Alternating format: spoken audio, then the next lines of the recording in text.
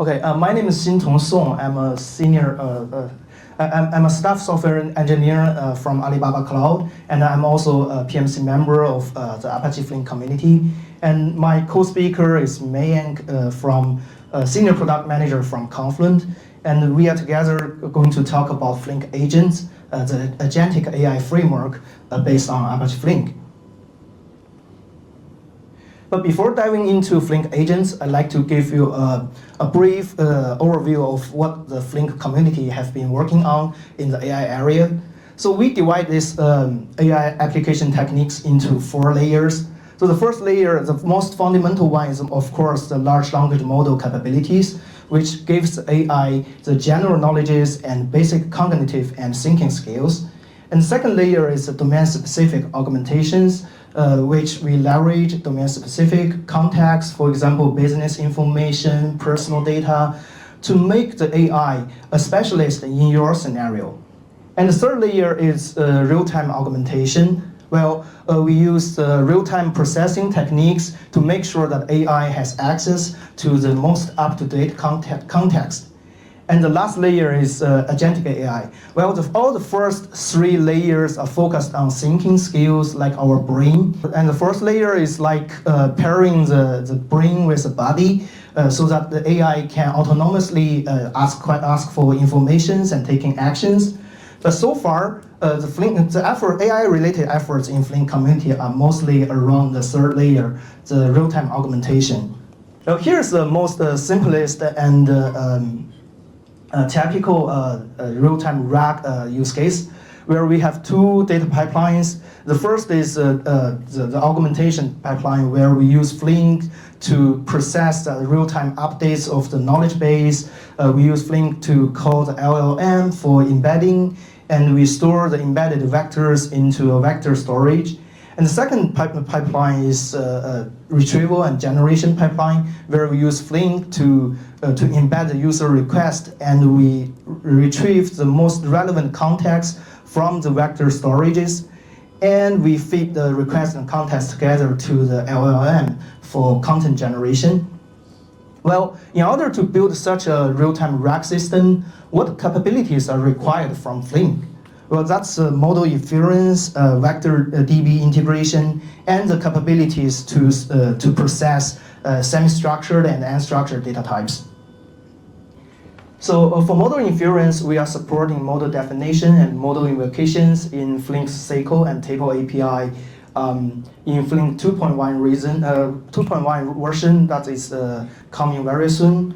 And for vector DB integration, we are Flink already supported writing the vector indexed contents into vector storages, for example, Elasticsearch.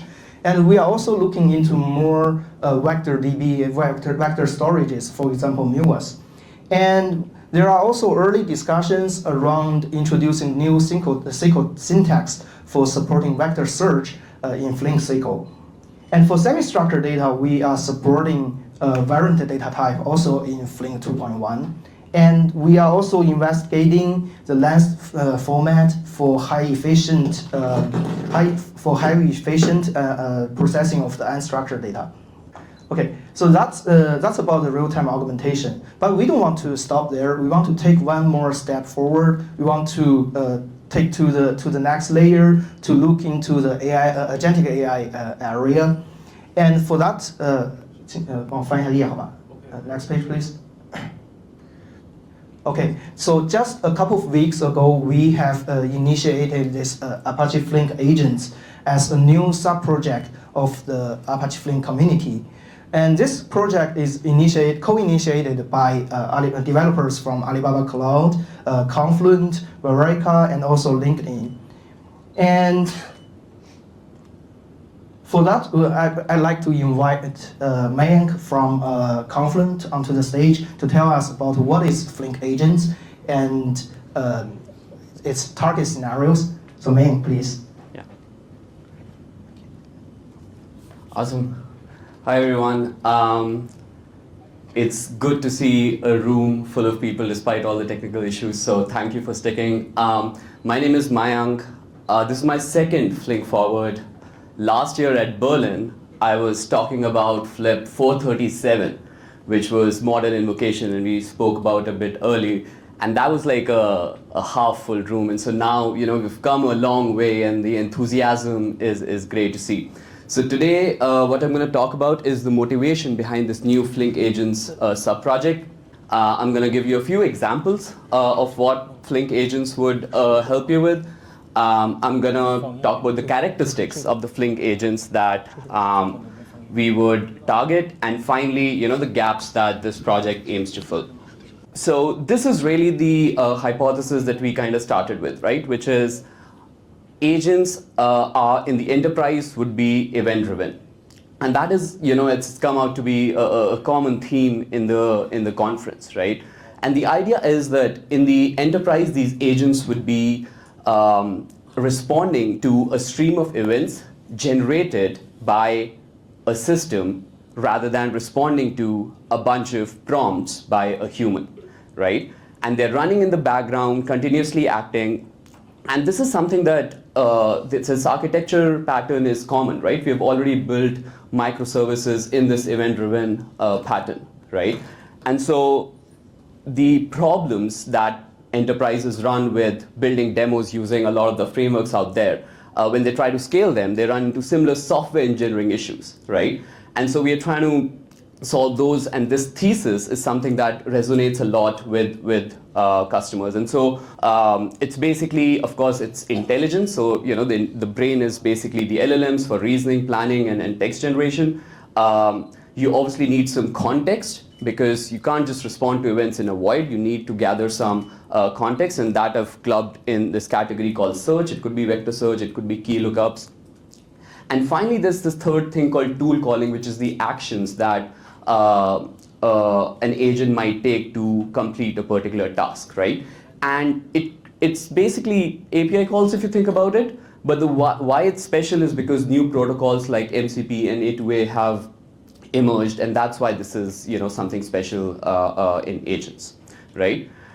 Okay, so with this, the question does come up though, why Flink, right? Everyone is on board with event-driven agents, right? The question does come up, why Flink, and I'll answer that. But before that, let's look at a couple of examples of these kind of agents, right? Number one is a product review analysis agent. So pretty simple. You have a bunch of product reviews coming in. You enrich that data with some sort of metadata about the customer profile. You join that, and then there is an LLM, let's say, that's doing some sort of review analysis, is coming up with a score. And if the score is low because of, let's say, a problem with shipping, it calls an MCP server, a specific tool, to email the shipping manager.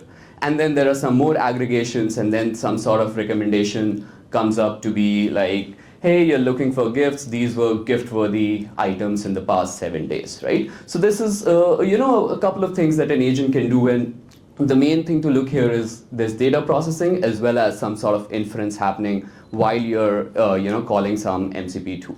So next slide. This is a bit more complicated example, which is a live stream assistant agent. And if you attend the keynote, this was also highlighted there. But here, a lot of user comments are coming in, right? And those are getting aggregated, and some summary is being generated. But some user profiles are also being used to sort of aggregate the data, enrich the data. There's a stream of users entering and exiting the stream, and finally the video stream itself, right? All of this is being analyzed. There's some topic detection happening. And finally, some suggestions like, hey, you should check some audio delay. Well, audio issues are a thing, as we've realized today. Or, you should play a different music because a certain demographic is in your current viewership, right? And typically, you need a big team to do this kind of analysis for a live streamer, right? But these could be platform features that can be built in some of these platforms. So with those two examples, let's look at the next slide.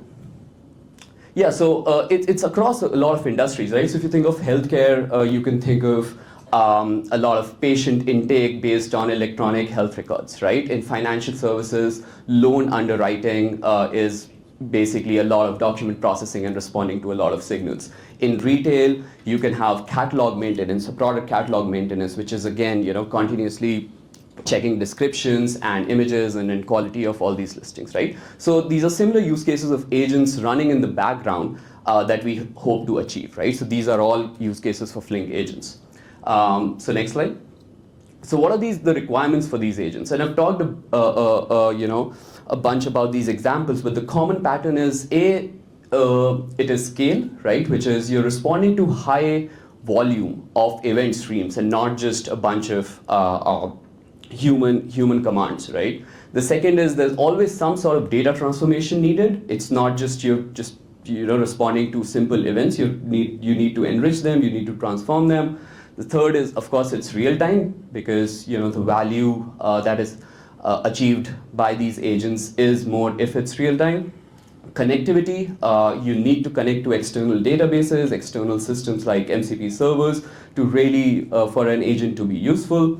Stability, and this is big, a lot of these agents will maintain state, and what happens if there's a failure, right? Can it recover, right? So that's an important thing.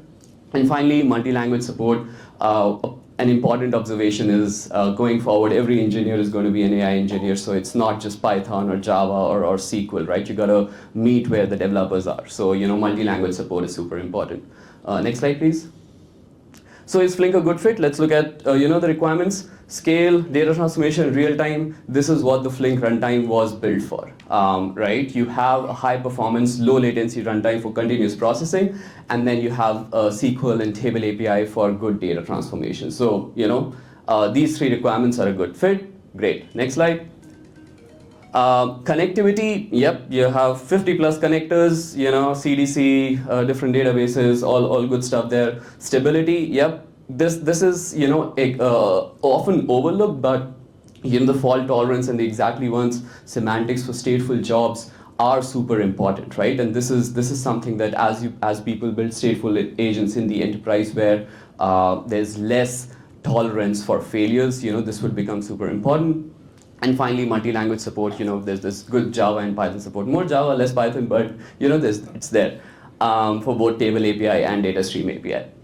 Okay, so next slide. So if everything is great about Flink, why are we here discussing Flink agents, right? What's missing? There are a few gaps, and the gaps that the Flink agents will address, first is agent semantics, right? So one of the good things that has come out is a lot of these agent primitives have captured the imagination of developers, right? People agree on what an agent should do in terms of some sort of autonomous behavior, right? People agree on what tools are, right? And so we got to evolve the Flink language to support these basic agent primitives, right? So that's the first thing that we aim to do with this sub-project. The second is dynamic topology, right? So typically, Flink is used for a lot of these pipeline use cases, which are simple data transformations, right? But there are no thinking loops, right? And a lot of these React agents are going into loops, right? And they can change alter the way the transformation is done based on the observations that the LLM generates, right? So this dynamic topology is an important runtime change that we would also be aiming to support. The third is debugging and observability. So this is interesting. You can always just write everything to a Kafka topic and then use it for observability. That's good. But it's a lot of state changes that might happen and actions that an agent is taking. How do you write them into a format that is easily readable and you can actually trace the thinking and the action taking of an agent? That's an important problem that needs to be solved. And finally, MCP and A2A support. So for those who don't know, MCP is Model Context Protocol by Anthropic. A2A was developed by Google, and I think it's been donated to Linux Foundation, but these are new protocols for agent-to-agent communication and tool calling, right? And having native support for these within the Flink APIs is going to be super useful for agent developers.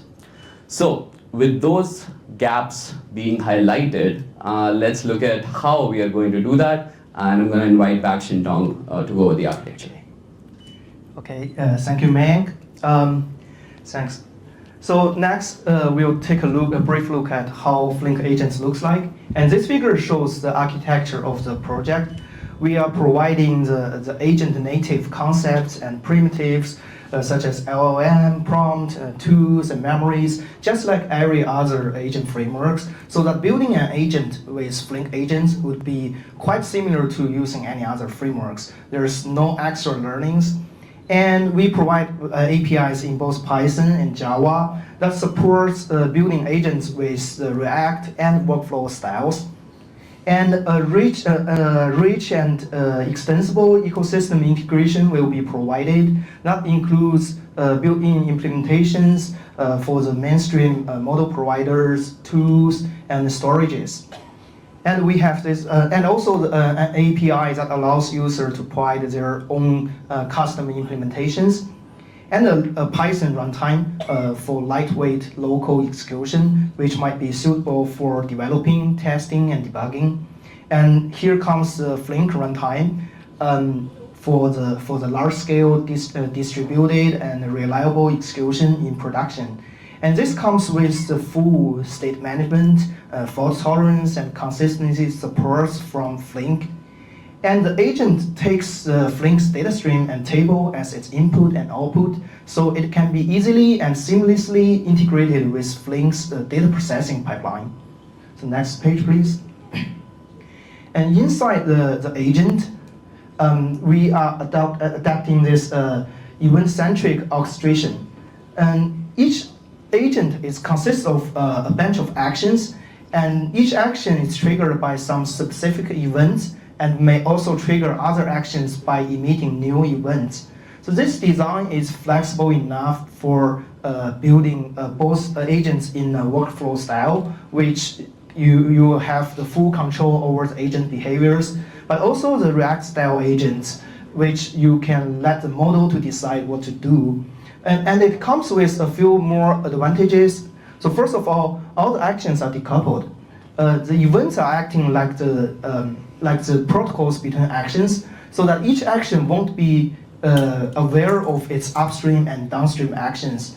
So this is easier for building common and reusable actions. And secondly, everything happens in the agent, including calling the model or updating a state, using a tool. They're just all events.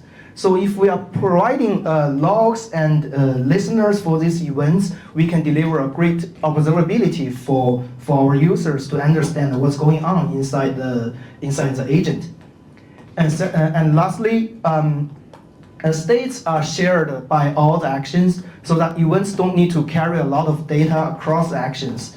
And this is not only about helping to reduce the event size, and it's also aligned with how other agent frameworks works.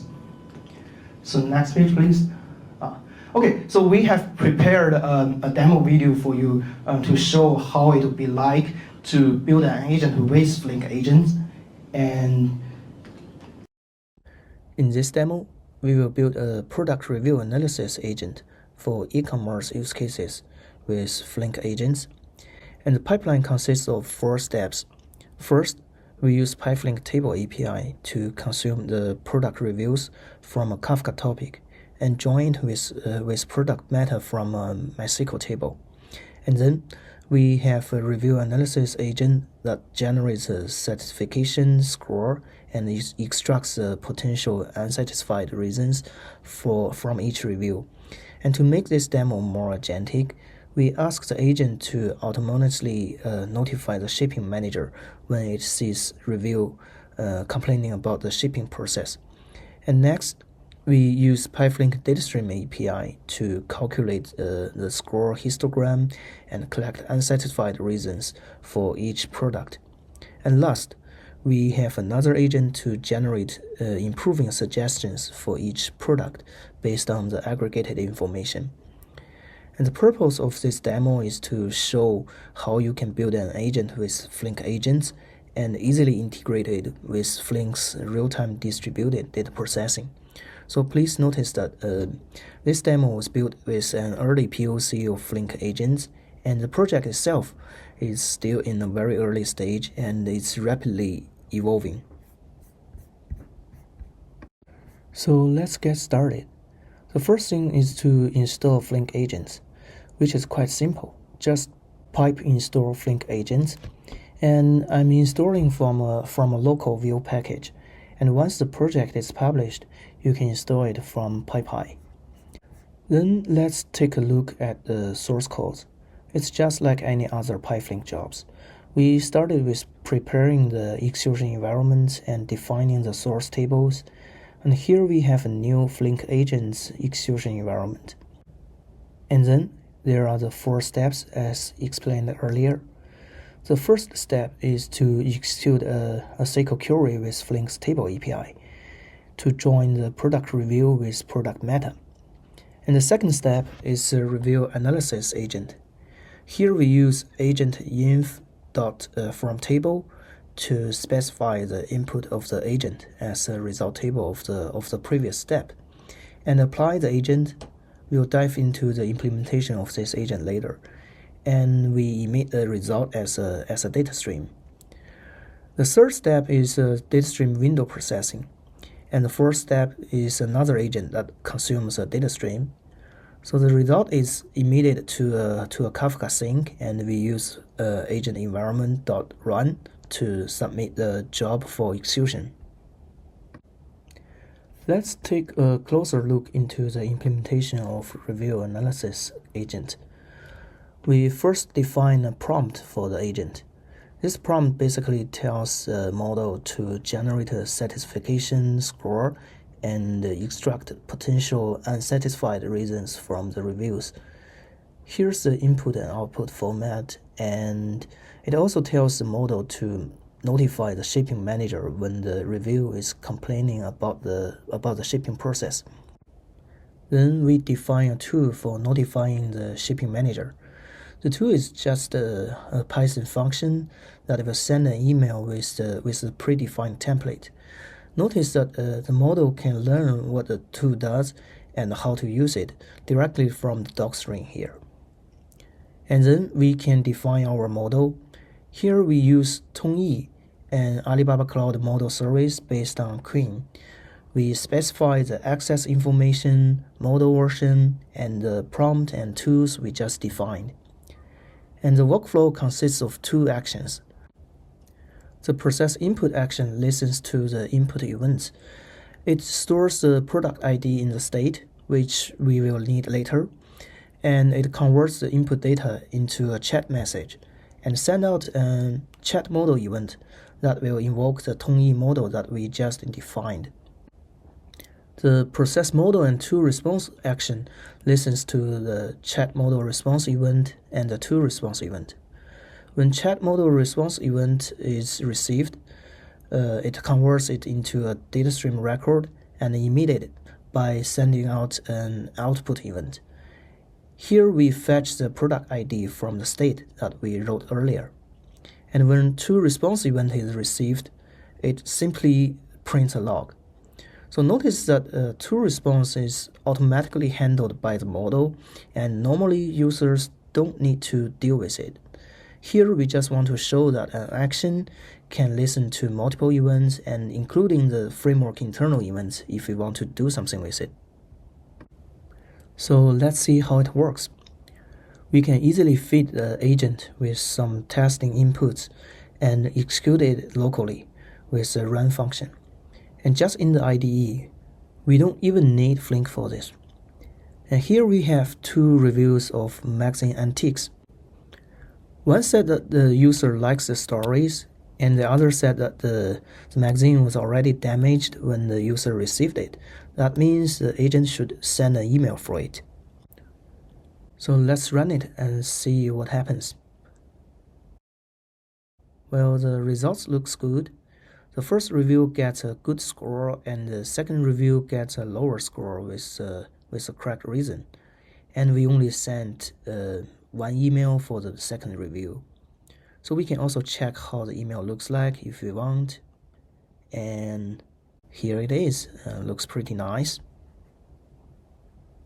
I'll just skip the rest of the codes because they are either regular PyFlink jobs or another agent that is quite similar to this one.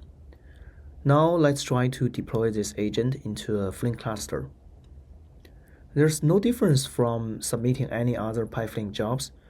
We just use the Flink run command and specify the endpoint of the Flink cluster and entry point and dependency files of the job. Here we start another script that consumes the output Kafka topic. There's no data yet because the job is probably still initializing, and we also have a window processing, which takes time for the window to close. So I'll fast forward here.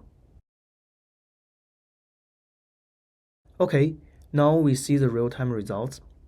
It contains the product ID, a histogram of the scores, and 3 suggestions for each product.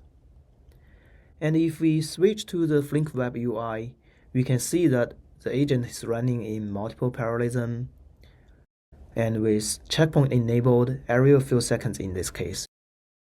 Okay, and that's a demo video. Next, yes. So at the last of this session, I'd like to share a bit more about the information about the project. So first of all, we are targeting our first MVP release by the end of September this year, hopefully. And you may find the time plan and design docs in the GitHub discussions. The URL is listed here. And here are also the GitHub repositories of the project and contribution guidelines. And we are really looking forward to more developers to join us in this exciting new project. So that's about our session. Thank you for watching. Yeah. Yes. So thanks for asking. So the first question is about the latency thing. Yeah, it is true that LLM is the performance bottleneck currently is the LLM processing. So it's not as real-time, as fast as Flink's data processing. But on the other hand, we believe that the model performance, the model capabilities is growing very fast. So might be in maybe just 1 or 2 years, it will be fast enough for this kind of real-time processing. And secondly, well, for this kind of long-running agents that processing events, we don't need to necessarily feed every single event and every single record into the model. For example, take fraud detection for financial transactions. We can still use matrix computing and use CEPs, pattern matching to find out some suspicious transactions, and then we only feed these suspicious transactions into model for detailed inference. So that is one way to do that. Another way is like we can, for example, we have a lot of time windows, and we can actually have people have data and events gathered in window and feed into model at once to do information summary or settlement extractions, those kind of things. So that is the first. I hope that answers your first question.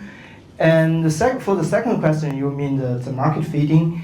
Well, from our vision is that, well, currently we are looking into more agents are like user triggered, like you have this kind of text box and you input some kind of questions or tasks, and you wait for the model, you wait for the agent to perform the task maybe in a couple of minutes.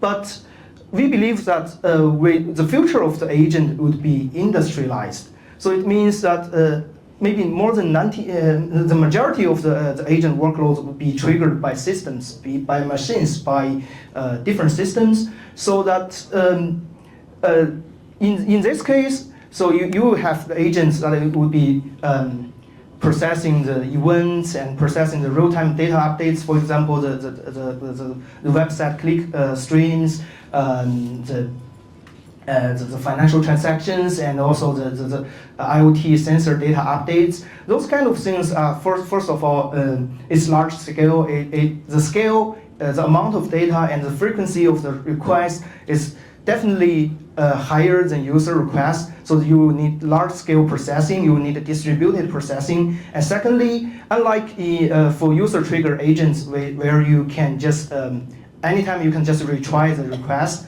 for the long-running and unsupervised agent, it have to be able to recover by themselves if it runs into any problems. So those kind of things are what we see that currently other agent frameworks don't have.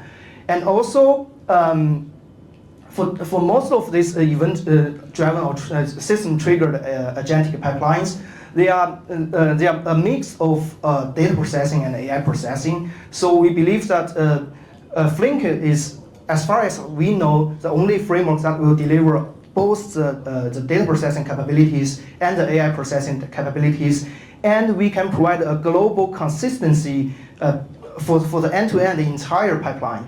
And this is something that other frameworks can do. And as you mentioned that people can already did it with UDFs. Yes, that's true, but that is a lot complicated, especially when it comes to the consistency part, because you need to deal with the low-level state management and all the we just mentioned the loops and state, all those kind of things. So it would be a lot easier if we come up with this kind of a framework to do it for you. I hope that answers the question. Awesome, thank you. Thank you. Any other questions?